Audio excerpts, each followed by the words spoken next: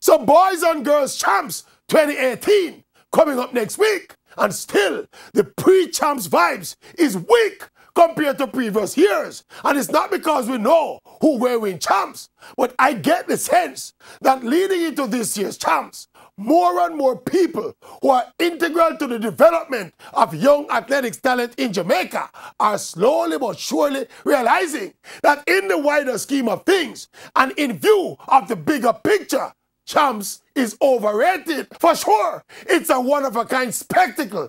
It's enjoyable and exciting for the fans. The sponsors are happy, a couple of coaches are happy, and the winning schools enjoy bragging rights.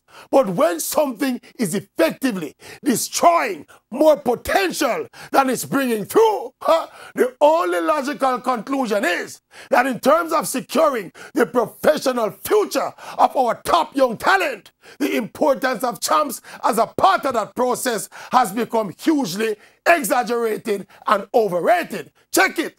The kids who get caught up early in the physical and psychological cut and thrust of champs invariably suffer irreparable damage and very often struggle to make the transition. And don't get it twisted. We're not saying to stop champs or boycott champs or that champs is a bad thing. Not at all. Let champs be.